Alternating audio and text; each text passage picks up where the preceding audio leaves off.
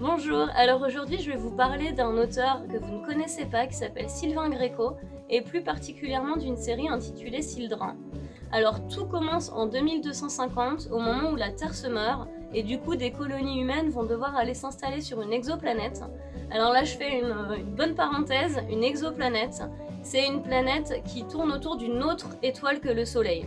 Voilà, tout simplement. Donc Sildra, c'est une série qui est à la fois SF et fantastique.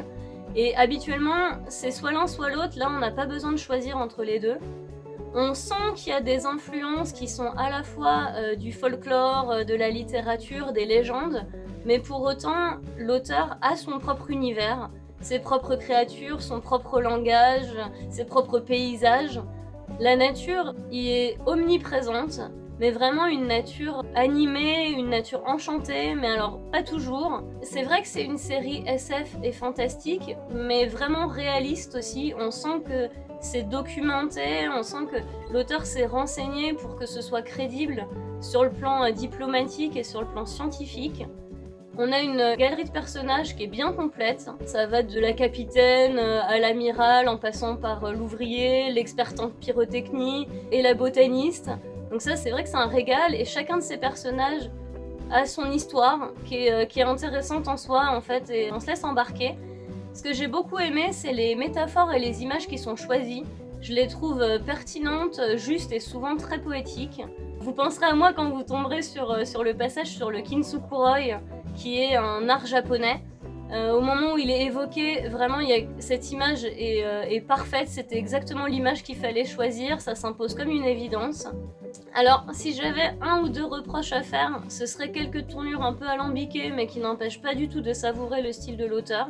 Les métaphores, je les trouve parfois un peu explicites, mais en même temps, je comprends le parti pris de l'auteur de vouloir être sûr qu'on les saisisse parce que ce sont vraiment des images importantes. Ce sont vraiment des détails, alors lancez-vous, je vous mets à l'écran et en commentaire les références pour que vous puissiez vous procurer le livre. C'est un livre qui est en auto-édition, donc il ne sera pas distribué en librairie, il faut vraiment passer par l'auteur. Et l'auteur, il anime sa page d'une manière très vivante, vous verrez, en proposant très souvent des concours ou de participer à l'intrigue et de donner votre avis pour la suite. Pour ceux qui ont déjà lu Sildra, donnez-nous votre avis en commentaire et vos ressentis de lecture, ça peut éclairer de potentiels nouveaux lecteurs. Pour ceux qui le liront par la suite, j'attends vos retours. Merci beaucoup d'avoir regardé cette vidéo jusqu'au bout. Abonnez-vous, activez les notifications pour être avertis dès que je sors une nouvelle vidéo. Partagez autour de vous. Merci beaucoup en tout cas et à très bientôt. Bye.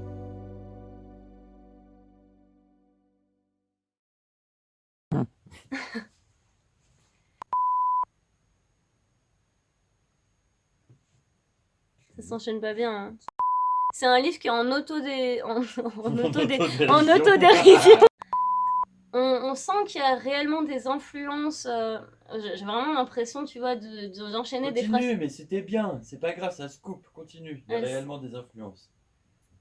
Et de donner votre avis sur la suite. Voilà, qu'est-ce que tu veux que je... Voilà, c'est tout ce que j'avais à dire. C'est pas plus. Bisous. Bisous, merci.